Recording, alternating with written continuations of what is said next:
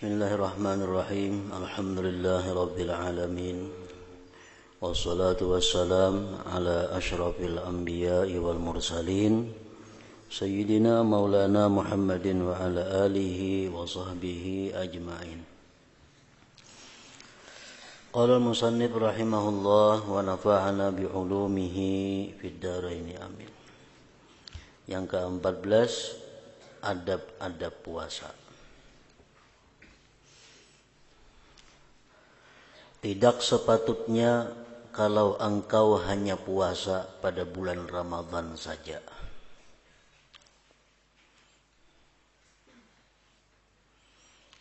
Tidak sepatutnya kalau engkau hanya puasa pada bulan Ramadan saja, maka bermakna engkau telah meninggalkan merebut keuntungan dengan puasa sunat. Karena fungsi puasa sunat itu antara lain adalah menutupi atau menapali kekurangan-kekurangan yang ada pada puasa fardu. Nah, kalau ada puasa sunatnya, andai kata kurang puasa fardu kita, maka ada lagi yang menapalinya atau menutupinya. Dan engkau tidak mengambil peluang untuk merebut derajat yang tinggi di dalam surga Firdaus. Nanti engkau akan menyesal apabila engkau melihat pahala orang yang banyak puasa sunat. Seperti halnya engkau melihat kepada bintang-bintang yang berkelip-kelip. Mereka jauh lebih tinggi daripada engkau karena mereka berada pada derajat yang tinggi sekali.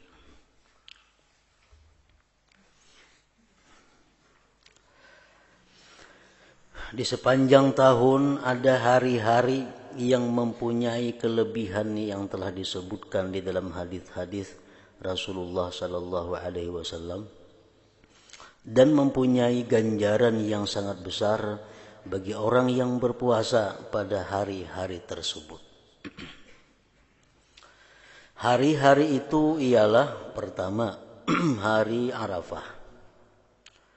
Hari Arafah hari di mana kaum muslimin yang sedang naik haji melakukan wukuf, yaitu 9 Zulhijjah. Hari Arafah bagi orang yang tidak mengerjakan haji. Kalau orang yang mengerjakan haji, kada dianjurkan untuk puasa hari Arafah. Karena mereka ada amalan-amalan lain yang mesti dikerjakan, yang apabila puasa mereka akan lemah untuk melakukan pekerjaan-pekerjaan itu.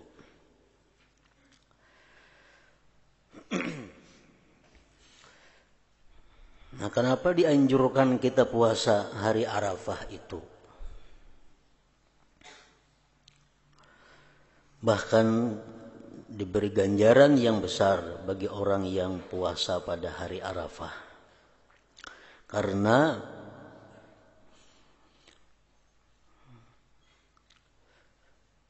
untuk mengimbangi, untuk mendapatkan pahala-pahala yang disediakan Allah bagi orang yang wukuf di padang Arafah itu.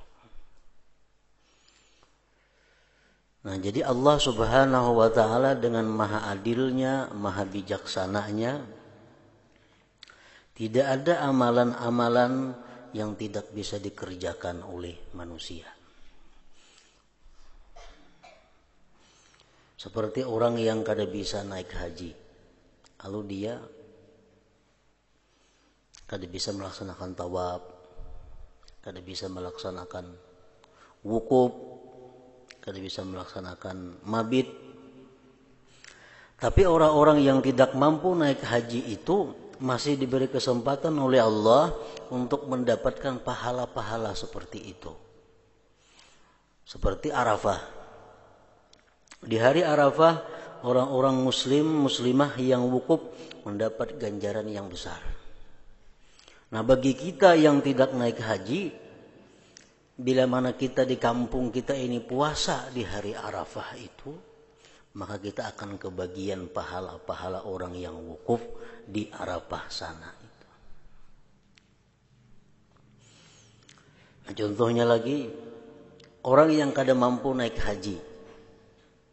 Ini kada kawan naik haji karena kada ada kemampuannya.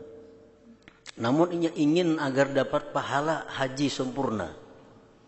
Maka agama kita, Rasulullah SAW menganjurkan bahwa mereka yang itu hendaknya sembahyang subuh berjamaah dan berzikir sampai terbit matahari. Nah, sembahyang subuh berjamaah, habis itu berzikir sampai terbit matahari, maka dia akan dapat pahala haji yang sempurna. Orang yang berperang fisabilillah akan mendapat, orang yang gugur dalam perang sabilillah akan mendapat titel syahid.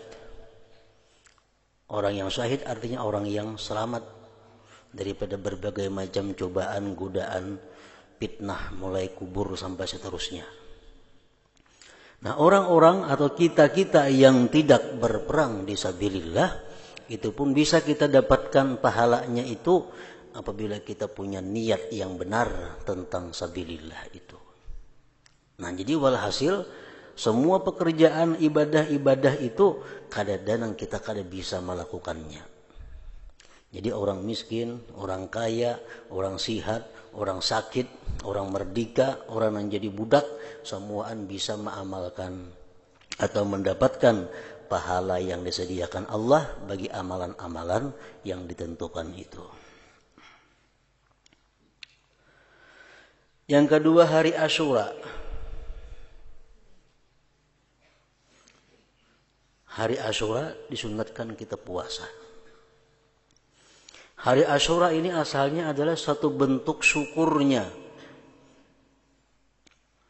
Syukurnya orang-orang Yahudi atas selamatnya Nabi Musa daripada kejaran Fir'aun. Terjadi pada hari Asyura. Lalu orang-orang Yahudi yang taat kepada Allah, orang-orang Yahudi yang benar, mereka bersyukur kepada Allah atas ketaatan, atas nikmat yang diberikan kepada Nabi Musa berupa selamat dari kejaran Fir'aun. Nah, kita pun umat Islam bisa mendapatkan pahala itu kalau kita puasa hari Asyura. Karena puasa hari Asyura ini adalah asalnya tadi bentuk wujud syukur atas selamatnya Nabi Musa daripada kepungan Fir'aun. Yang ketiga, 10 hari yang pertama daripada bulan Dzulhijjah. Puasa 10 hari yang pertama daripada bulan Dzulhijjah. Maksudnya 10 hari itu 9 hari saja. Mulai hari pertama Dzulhijjah sampai hari Arafah. Hari raya kan hari 10 kada boleh kita puasa, haram. Nah, cuma ngarannya 10 hari yang pertama daripada bulan Dzulhijjah. Yang dimaksud cuma 9 hari. Hidup sehari Dzulhijjah, hidup 2 hari Dzulhijjah, 3 hari sampai 9 Dzulhijjah. Itu orang-orang yang melakukan puasa pada hari-hari itu mendapat nilai yang sangat besar seperti dia beribadah pada malam atau Lailatul Qadar. Nah, Lailatul Qadar kita belum tentu bisa mendapatkan Lailatul Qadar. Hanya orang-orang tertentu yang dianugerahi Allah Lailatul Qadar. Tapi kalau kita hendak mendapatkan fadilah Lailatul Qadar itu bisa dengan cara puasa pada hari-hari pertama bulan Dzulhijjah tadi 1 sampai 9. Yang keempat, 10 hari yang pertama daripada bulan Muharram. Nah, ini 10 bujur, 1 Muharram sampai Asyura.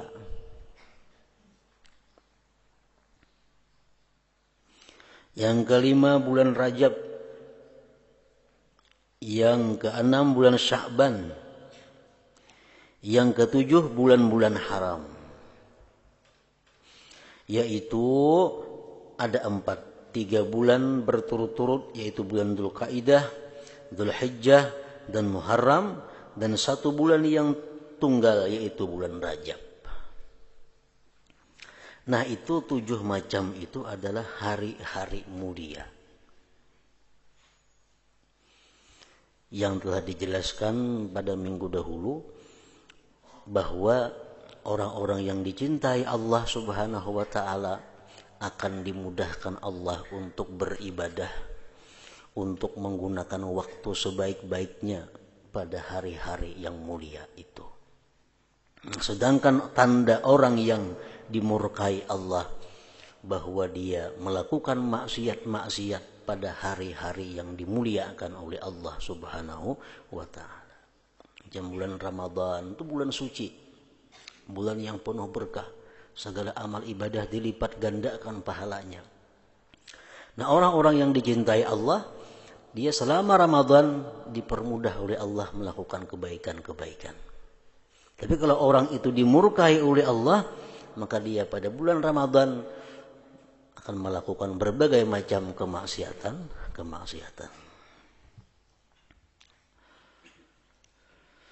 Di dalam sebulan pula ada hari-hari yang mempunyai kelebihan berpuasa, yaitu awal bulan hidup sehari, tengah bulan, akhir bulan. Yang keempat hari-hari bid, putih, yaitulah hari 13, 14, dan 15. Di dalam seminggu pula ada hari-hari yang mempunyai kelebihan berpuasa, yaitu hari Senin, Khamis, dan Jumat. Maka puasa pada hari Senin, Khamis, dan Jumat adalah mengkifaratkan, menghapuskan dosa seminggu. Dan puasa pada permulaan bulan, pertengahan bulan, akhir bulan, dan hari-hari putih adalah menghapuskan dosa sebulan. Dan dosa setahun pula dihapuskan dengan puasa pada hari-hari yang telah kita sebutkan di dalam pusingan tahunan. Puasa Arafah menghapuskan dosa setahun, puasa Asyura menghapuskan dosa setahunan. Dan janganlah engkau menganggap bahwa puasa itu hanya meninggalkan makan, minum, dan jima saja. Tetapi puasa adalah lebih luas daripada itu. Ada puasa yang hanya sekedar menggugurkan kewajiban, kadang mendatangkan pahala. Ada puasa yang menggugurkan kewajiban dan mendatangkan ganjaran pahala surga dari Allah. Dan ada puasa yang menggugurkan kewajiban dan mendapatkan pahala dan menambah kedekatannya kepada Allah Subhanahu wa taala. Nah, jadi macam-macam puasa. Puasa nang hanya sebatas untuk menggugurkan kewajiban. Itu orang yang puasa hanya menahan diri daripada makan, minum, dan jima tadi. Ini kada makan, mulai sahur sampai maghrib, kada minum, kada bersetubuh. Lain pada itu diperbuatnya. Nah, ini puasanya hanya untuk menggugurkan kewajiban, tapi kada dapat pahala ganjaran. Dalam hal ini Rasulullah sallallahu alaihi wasallam pernah bersabda, "Kam min shaimin laisa lahu min shiyamihi illa al-ju' wal 'atash." Artinya berapa banyak orang yang puasa yang ia tidak memperolehi daripada puasanya itu selain daripada lapar dan dahaga. Ada orang puasa kada dapat napa-napa, cuma dapat ganjaran lapar lawan haus.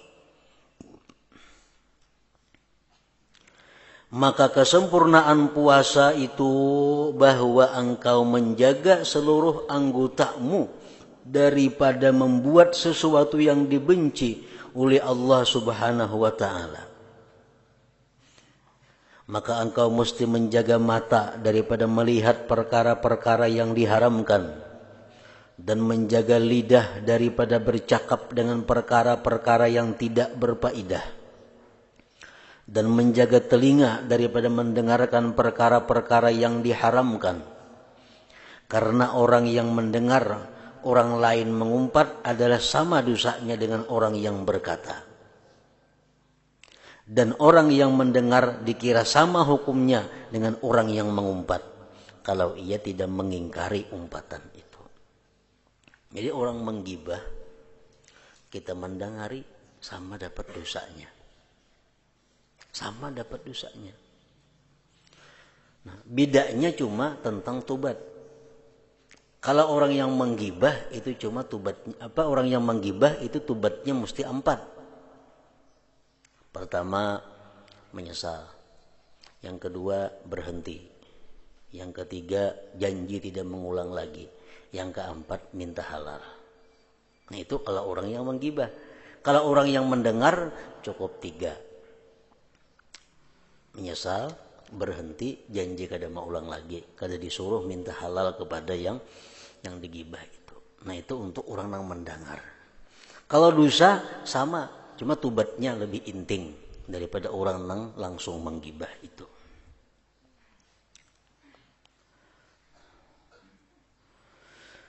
Begitu pula hendaklah engkau jaga seluruh anggotamu seperti engkau menjaga perut dan kemaluanmu. Dalam hal ini Rasulullah SAW bersabda, "Khamsun yubtirnas shaim, al-kadhibu wal ghibatu wan namimatu wan nadharu bi syahwatin wal yaminul kadhibah." Artinya 5 perkara yang membatalkan pahala puasa. Ini menurut Imam Syafi'i. Ada menurut mazhab lain, bukan hanya batal pahalanya, batal lawan puasa-puasanya, yaitu berbohong, mengumpat, membuat fitnah, melihat perempuan yang bukan mahram dengan syahwat. Bagi laki-laki, bagi perempuan melihat pria lain dengan syahwat, dan sumpah palsu. Nah, itu menurut mazhab Syafi'i membatalkan pahala puasa. Puasanya kada batal, pahalanya yang batal. Tapi menurut mazhab lain, lawan puasa-puasanya batal, wajib mengqadha kenanya.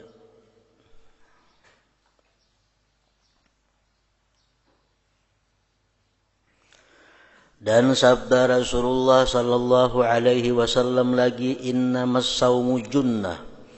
Fa idza kana ahadukum sha'iman fala yarfuth wa la yafsuq wa la yajhal. Fa in imru'un qatalahu aw syatamahu falyaqul inni sha'im." Artinya, hanya saja puasa itu perisai. Maka apabila seorang kamu berpuasa, maka jangan ia bercakap yang tidak baik, seperti bercakap perkara yang lucah, yang cerubu.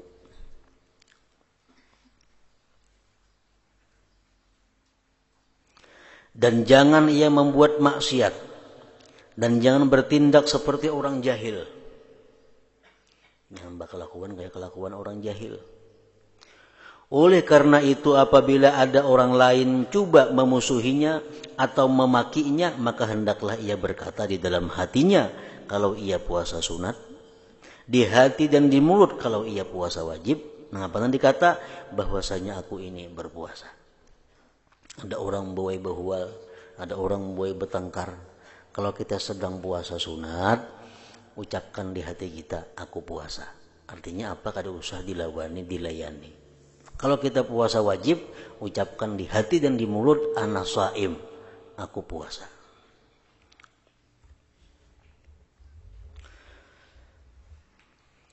Nah, ketika berbuka puasa, hendaklah engkau berusaha supaya semua makanan yang engkau makan itu halal. Dan jangan engkau memperbanyak makan dengan memakan yang lebih dari kadar kebiasaan yang engkau makan pada waktu malam.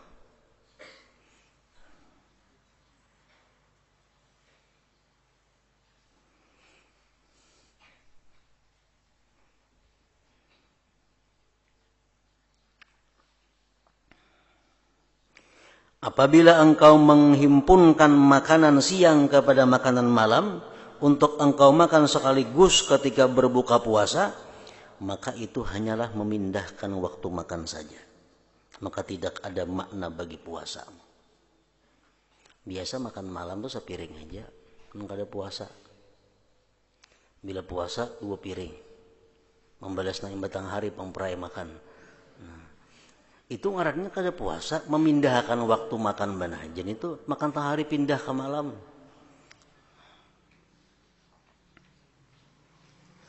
Maka tidak ada makna bagi puasamu. Sedangkan yang dimaksudkan daripada puasa itu hanyalah memecahkan syahwatmu dan melemahkan kekuatannya supaya engkau dapat lebih berpeluang untuk menambah ketakwaan. Tetapi apabila engkau hanya menghimpunkan makan siang kepada makan malam, maka apakah maknanya puasamu? Bahkan perutku di waktu malam akan lebih berat lagi. Sedangkan tidak ada sembarang bekas tempat yang lebih dimurkai di sisi Allah yang lebih daripada perut yang dipenuhkan dengan makanan yang halal. Perutnya mun hibak lawan makanan yang halal itu sudah kada katuju Allah.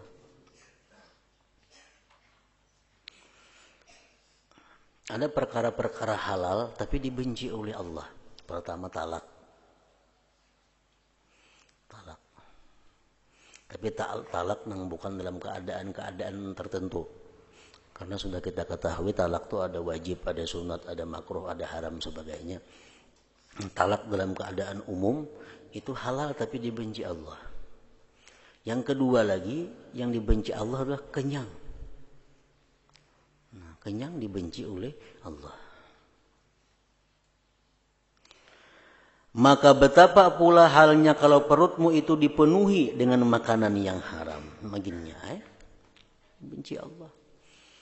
Nah, jadi kalau kita bisa menjaga diri daripada melakukan atau mengerjakan atau mengatakan hal-hal yang diharamkan Allah selama kita berpuasa, ditambah lagi buka puasanya dengan makanan yang halal, maka puasa kita itu menjadi puasa yang sah dan diterima oleh Allah Subhanahu wa ta'ala. Bukan hanya sekedar sah, tapi mendapat ganjaran daripada Allah Subhanahu wa ta'ala. Karena kan puasa itu apa tujuannya? La'allakum tattaqun. Kutiba alaikumusiyam kama kutiba 'alal ladzina min qablikum la'allakum tattaqun. Diwajibkan puasa itu agar bertakwa. Nah, kalau kita puasa tapi masih memandang yang haram, kalau kita puasa masih mendengari yang haram, kalau kita puasa masih berkata-kata yang haram, berarti kita ada puasa. Karena puasa itu la'allakum tattaqun, supaya kamu takwa. Nah, kita menahan lapar, menahan haus, menahan nafsu. Supaya apa? Supaya jadi orang takwa. Jadi kalau puasa tapi masih melakukan yang haram, tujuan puasa itu kada tercapai. Oleh karena itu Allah kada memberi pahala. Hanya digugurkan kewajiban, kayak itu aja. Ganjarannya kada ada. Nah, jadi puasa banyak berguna, berfungsi untuk mengobati berbagai macam penyakit, terutama penyakit yang berkaitan dengan rohani. Orang yang suka melakukan maksiat, hendak saya sudah berhenti, hendak saya sudah berampih melakukan maksiat nih, cuma kada kawah aja, bawa puasa.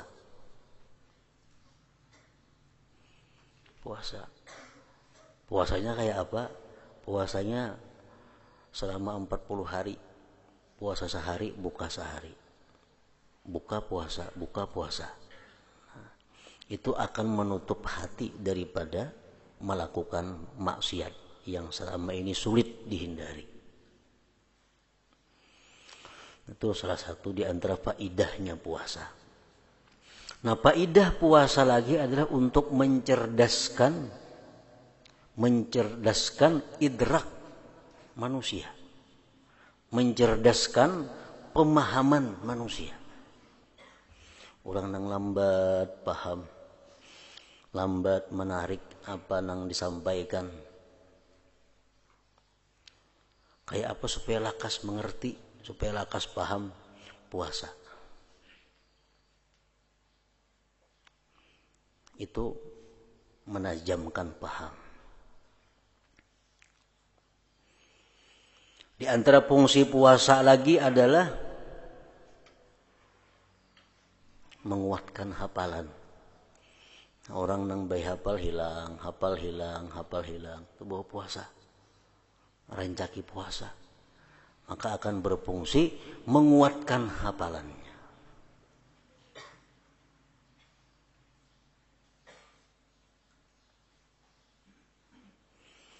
Nah, dan lagi fungsi puasa itu ada lagi bahaul wajhi. Bahak wajah.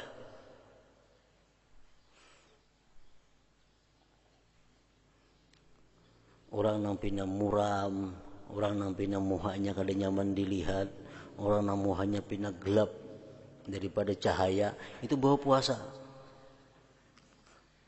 Bawa puasa akan menimbulkan bahaul wajah.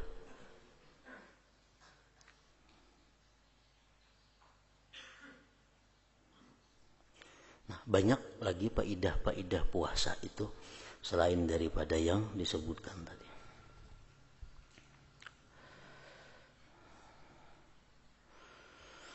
Apabila engkau sudah paham makna puasa ini, maka perbanyaklah ulihmu daripadanya mengikut kemampuanmu. Karena puasa itu adalah asas, pondasi yang memudahkan segala ibadah yang lain dan anak kunci kepada segala ketaatan.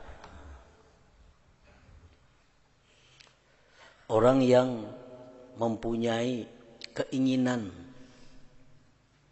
orang yang mempunyai syahwat yang tinggi, tapi kada kawa, hendak bebini cuma kada kemampuan, hendak balaki cuma kada denang melamar, bawa puasa. Itu perintah Nabi. Fa innahu wija, itu obat yang paling ampuh.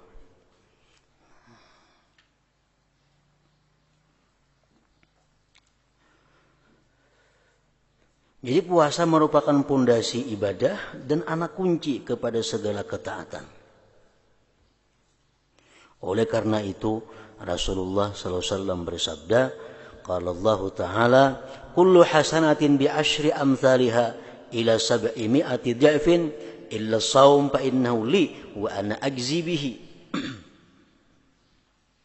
Artinya Allah berfirman di dalam hadis qudsi bahwa setiap kebaikan itu akan digandakan 10 kali.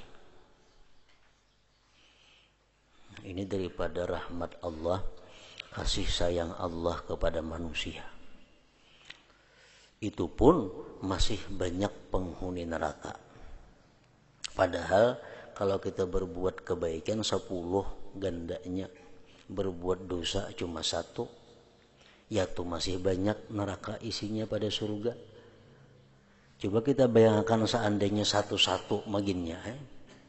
Berbuat dosa 1 dapat ganjaran, berbuat ibadah dapat 1 aja juga kada 10. Maginnya ada muat neraka. Nah, ini sudah kebaikan Allah maandak pahala 10. Kejahatan cuma 1. Setiap kebaikan itu akan digandakan 10 kali sehingga sampai 700 kali ganda. Tergantung tingkatan ma'rifat seseorang kepada Allah. Untuk orang-orang awam, orang-orang biasa, sekali beribadah dapat 10. Orang yang ma'rifatnya sedemikian, sekali beribadahnya mungkin dapat 30. Orang yang ma'rifatnya lebih tinggi, sekali beribadah mungkin dapat 100 ganjarannya. Orang yang ma'rifatnya lebih tinggi lagi, kadang-kadang beribadah lebih sampai 700 tadi.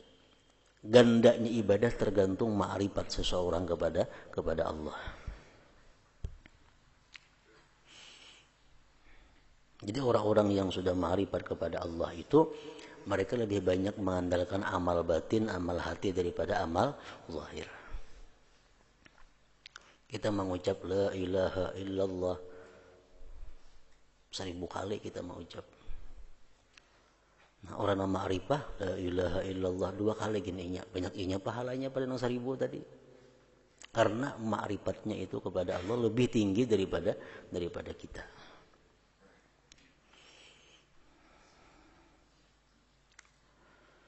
Mengikuti keikhlasan dan keindahan amalan tersebut. Maksudnya adalah mengikuti ma'rifatnya.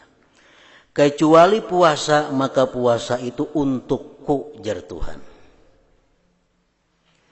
Dan akulah yang akan langsung membalasnya dengan balasan yang sangat banyak sehingga tidak terbilang banyaknya. Kalau orang puasa, sehari puasa. Tapi puasanya sempurna. Menahan diri daripada makan, minum, bersetubuh, menahan diri daripada melakukan maksiat-maksiat selamanya puasa. Nah, itu yang dimaksud. Itu balasannya kadang-kala terhingga. Hanya Allah yang bisa menghitung. Dengan balasan yang sangat banyak sehingga tidak terbilang banyaknya.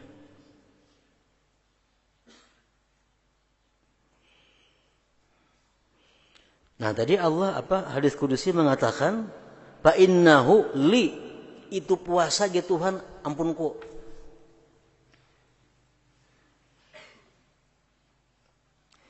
Nah, oleh karena puasa itu Allah mengatakan li ampunku, maka pahala puasa itu ujar Imam Sufyan bin Uyainah mengatakan puasa itu kada bisa diganggu gugat oleh orang lain. Di akhirat kaina waktu kita membayar hutang kejahatan. Al-khawa puasa tetap utuh milik kita. Nah, jadi kalau orang itu banyak puasa, bisa dipastikan orang itu ahli surga. Kenapa? Asal puasanya bujur-bujur aja, itu akan abadi. Kada akan berpindah kepada orang nang kita zalim. Misal kita zalim lawan orang dalam dunia. Kita menggibah orang dalam dunia. Di akhirat kayaknya kita akan bayar dengan amal kebaikan kita. Tapi kalau puasa itu pahalanya kadang-kadang dibayarkan. Kenapa? Karena puasa ini Tuhan li ampunku sudah. Puasa ampunku. Nah, jadi amal puasa ini akan utuh sepenuhnya diberikan Allah kepada kita. Kada dibayarkan kepada hutang-hutang kita, kada puasa. Kalau sembahyang bisa dibayarkan lawan orang yang menggibah kita. Sedekah bisa dibayarkan untuk orang yang kita zalim dalam dunia. Tapi kalau puasa kada. Itu keistimewaan ibadah puasa ini. Dan lagi sabda Rasulullah sallallahu alaihi wasallam, "Walladzi nafsi biyadihi la khalufu famis shaim atyabu 'indallah min rihil misik." Yaqulullah azza wa jalla, "Innama yadharu syahwatahu wa ta'amahu wa syarabahu min ajli fasawmu li wa ana ajzi bihi."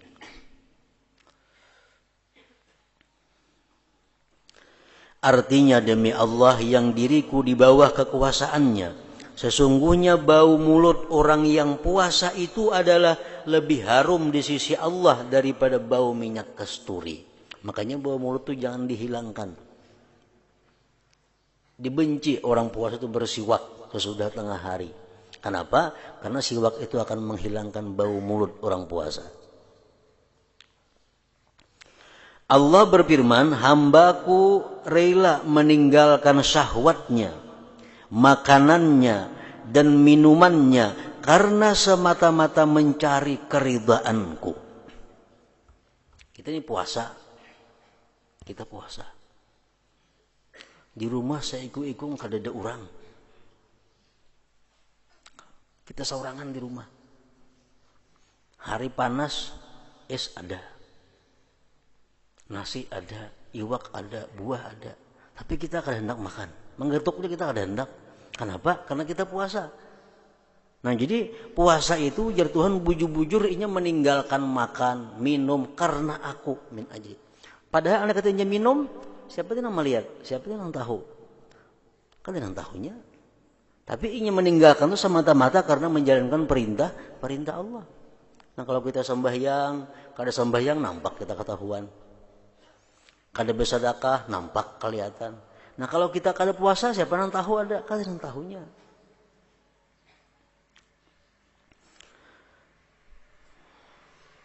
Allah berfirman, hambaku rela meninggalkan syahwatnya, makanannya, dan minumannya karena semata-mata mencari keridhaanku. Maka puasanya adalah untukku, ya Tuhan, dan akulah yang akan terus membalasnya. Jadi hanya puasa inilah amalan nang kada kawa diperhitungkan berapa banyaknya balasan dari Allah. Puasa dan sabar. Sabar sama. Orang sabar diberikan Allah ganjaran bighairi hisab, dengan tiada perhitungan. Nah, karena puasa itu lawan sabar itu beda bandingnya. Bila orang kada sabar kada kawa puasa. Orang kada sabar kada kawa puasa. Orang puasa itu orang yang sangat sabar. Nah jadi puasa itu berapa ganjarannya hanya Allah yang bisa menghitung. Daripada saking banyaknya ganjaran itu. Sabar pun demikian juga. Dan lagi sabda Rasulullah sallallahu alaihi wasallam, artinya di dalam surga itu ada satu pintu yang bernama Ar-Rayyan, di mana pintu itu tidak dapat dimasuki kecuali oleh orang yang berpuasa saja. Artinya di surga itu banyak fasilitas-fasilitas, banyak tempat-tempat yang indah. Tapi kada semuaan orang bisa masuk ke tempat-tempat indah itu. Ada tempat yang masuk ke situ lewat pintu Rayyan. Kada akan bisa masuk ke situ kecuali orang yang banyak puasa di dalam dunia. Walaupunnya banyak sembahyang, walaupunnya banyak zikir, walaupunnya banyak membaca Quran, banyak bersedekah. Tapi kalau untuk masuk ke dalam Rayyan itu kada kawa. Karena karcisnya itu mesti orang yang banyak puasa di dalam dunia. Tiketnya kada kawa. Lil jannati babun yuqalu lahu ar-rayyan la yadkhuluhu illa as-shaimun. Artinya di dalam surga itu ada satu pintu yang bernama Ar-Rayyan, di mana pintu itu tidak dapat dimasuki kecuali oleh orang yang berpuasa. Nah maka cukuplah bagimu, hai talib, hai penuntut ilmu, sampai di sini huraian bermacam-macam jenis ketaatan yang merupakan panduan bagi permulaan engkau menjalani akan jalan hidayah. Kenapa sih di sini kada membuat zakat? Karena zakat itu tertentu, kada semuaan zakat hanya wajib lawan orang-orang tertentu, orang yang mampu. Haji pun kada dibuat sidin juga di sini, karena haji itu setahun sekali, lawan bagi orang yang kawai itulah ke sana. Sidin hanya membuat di sini ibadah-ibadah yang dilakukan oleh semua orang. Dan apabila engkau berhajat kepada keterangan tentang cara mengeluarkan zakat dan mengerjakan haji, atau engkau berhajat kepada keterangan yang lebih luas lagi berkenaan dengan sembahyang, puasa, dan lain-lainnya, maka hendaklah engkau rujuk, hendaklah engkau kembali kepada apa yang telah kami sebutkan di dalam kitab Ihya Ulumuddin. Nah lebih lengkapnya di situ. Kalau ini kitab Bidayatul Hidayah, jalan pertama mendapatkan petunjuk Allah Subhanahu wa ta'ala. Bidayatul Hidayah, permulaan hidayah. Jadi secara beringkas dulu. Nah bagian pertama tentang ibadah atau amalan-amalan zahir. Bagian kedua ini adalah cara-cara meninggalkan maksiat. Artinya urusan tentang batin, tentang hati burang. Sudah habis bagian pertama.